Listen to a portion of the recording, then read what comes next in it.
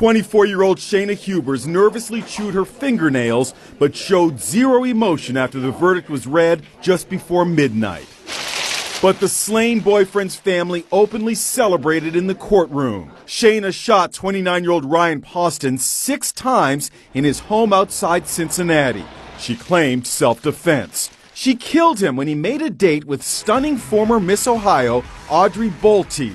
Ohio! He broke into his email, his Facebook, by her own admission, and tried to scare away other women that were interested in him, and was totally jealous when she found out he had a date with Miss Ohio the night he was murdered. Very well the last straw, the straw that broke the camel's back and ended in murder. The former Miss Ohio testified about their date, which he didn't live to keep. At an emotional sentencing hearing Friday, Ryan Poston's sister wept as she talked about her grief. Your heart actually feels like it's crumbling in your chest. Shayna Hubers is being compared with Jodi Arias, who also murdered her boyfriend in a jealous rage and claimed self-defense.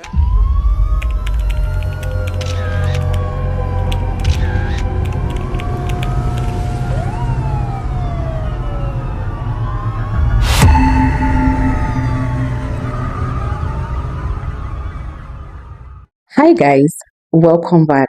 Whenever I sit here, I tell you stories, and this is where real crimes are told like chilling bedtime stories. Now, this story is about Shayna Hubers.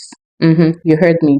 She's the one we're going to be talking about on this story. How her obsession led her to jail. We're going to dive into one of the most twisted cases of love, jealousy, obsession, and a lie that fell apart from the moment the truth walked into the room.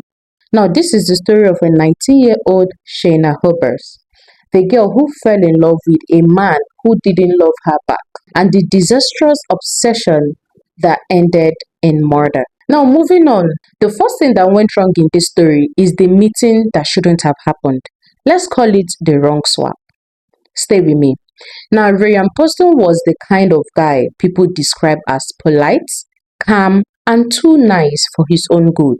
A 29-year-old lawyer trying to build his career, minding his business and surviving adulthood. Shayna Hubers on the other side was a 19-year-old smart, charming, and ambitious college girl student with big dreams. Now, Shayna and her friend went to a party, girls' party and all that, and they took a photo and posted it on Facebook, and Ryan saw the picture.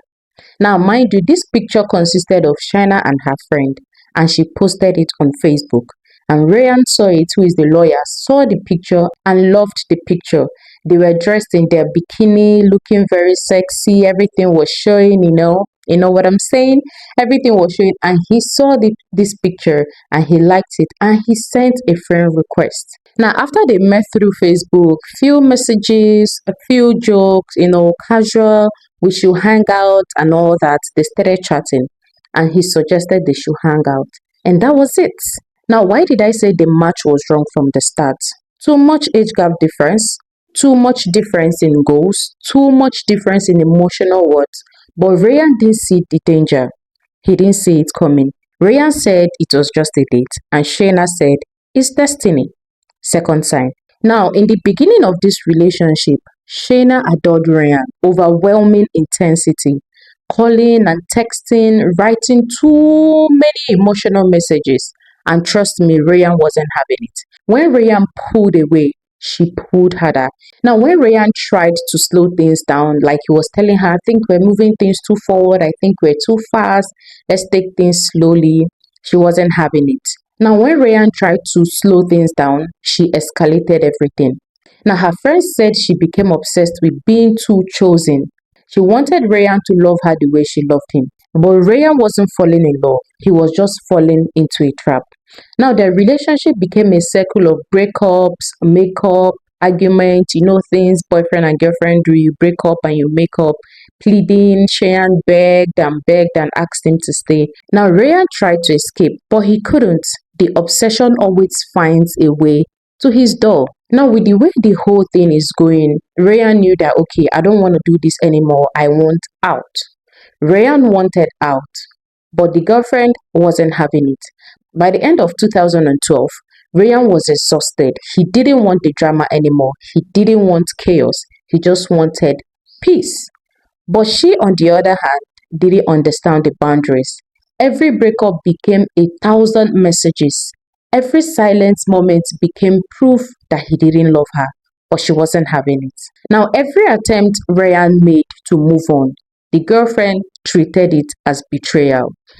This is where you should have known that things are really getting messy. Now, she once sent him 100 messages in an hour, and when he didn't reply, she showed up at his apartment. Mhm. Imagine sending someone 100 messages.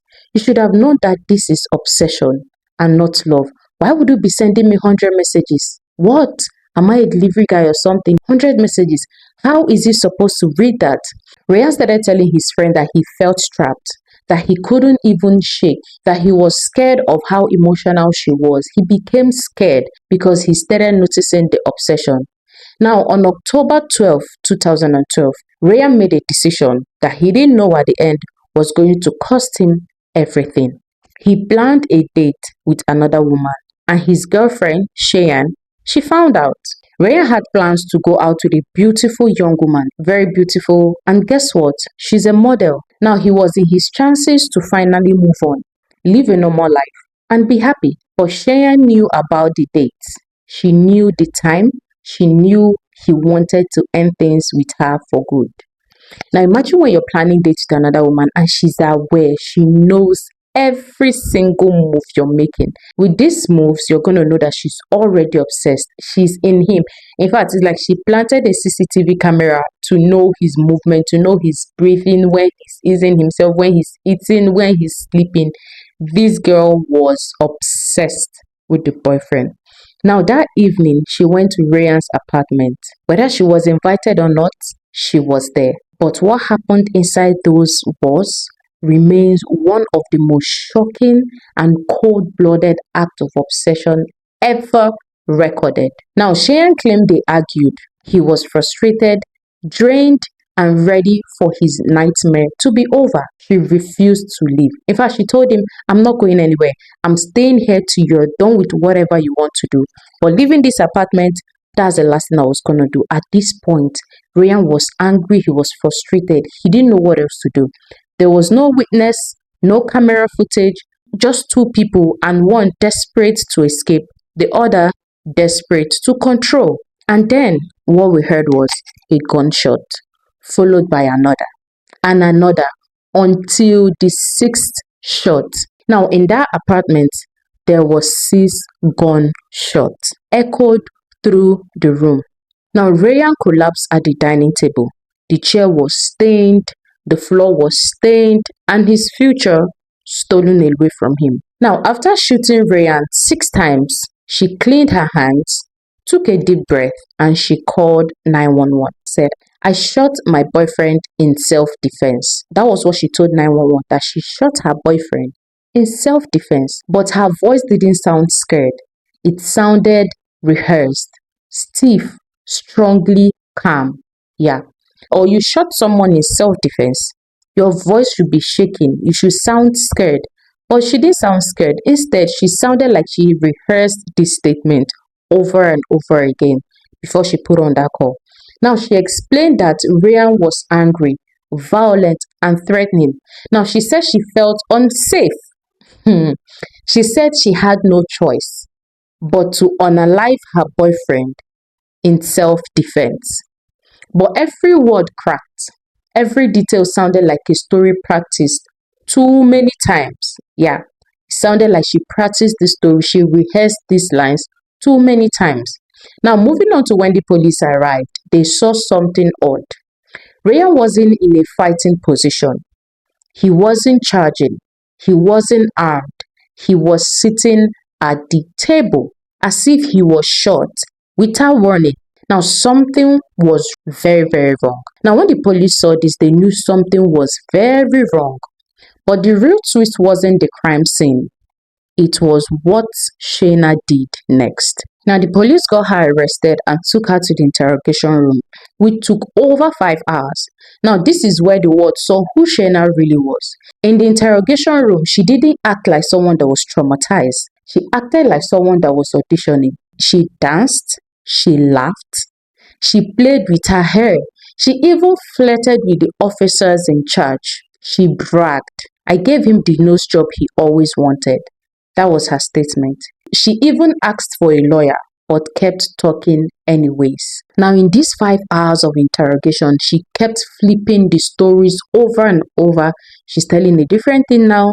When asked, she would tell a different story. She kept flipping the story over and over, and this brought confusion. First, she said Ryan attacked her. Then she said he was mentally abusive. Then she said he was going to shoot himself. Which one are we going to believe? Then she said he shot himself. Then at the end of the whole thing, she said she shot him to stop suffering.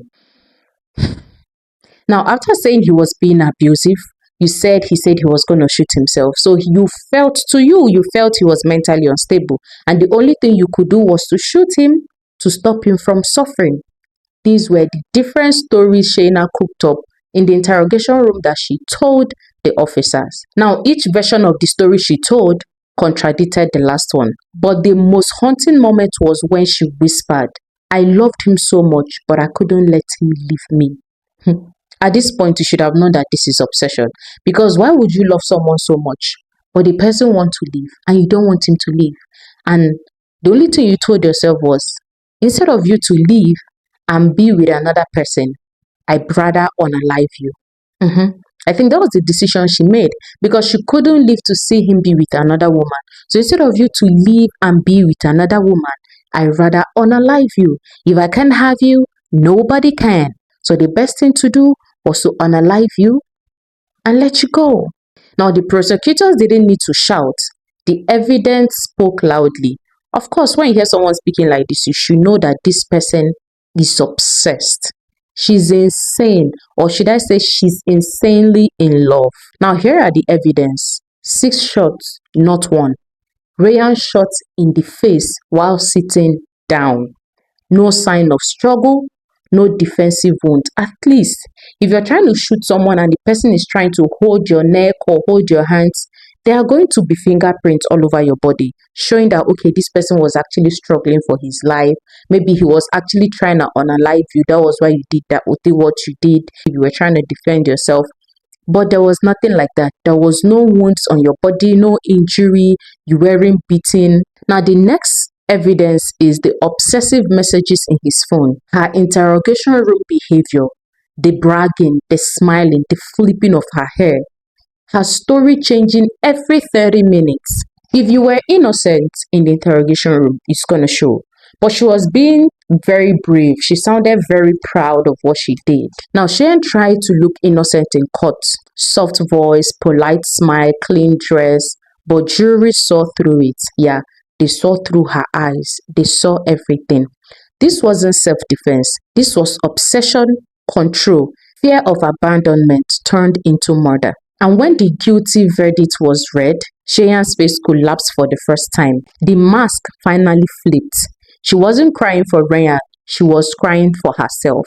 At this point, she knows, okay, this thing is actually getting serious. I need to be more serious now because things are getting out of hand. Now, Shayna Hubers received 40 years in prison, but she still claims innocence, still claims self-defense. She still paints herself as the victim. But one thing you need to know before committing a crime, the prison wards don't care about your stories. They only care about the truth. And the truth is, Ryan didn't die because he was violent. Ryan didn't die because he attacked anyone. Ryan died because he wanted to leave. Imagine dying because you want to leave. You want to leave a relationship. You want to leave an abusive relationship. And your partner felt, if I can't have you, nobody can. And the best thing to do is to unalive you. Now, Shayna couldn't handle it. That was why she unalived her boyfriend. Now, one thing I want to say here is jealousy isn't love. Passion isn't affection, and obsession isn't devotion. This case is a painful reminder that some people don't want a relationship, they want ownership. They want to own you to themselves. Ryan Poston tried to escape. He tried to move on. He tried to leave. But sometimes the most dangerous places to be in is inside someone else's fantasy. Thank you for watching Sweet Decay, where we peel back the beautiful lies and show you the truth hiding underneath. Now, more real stories, more haunting details, more truth wrapped in darkness. Subscribe, turn on the bell, and remember, beautiful things can rot too. Thank you for watching. See you in our next video. Bye.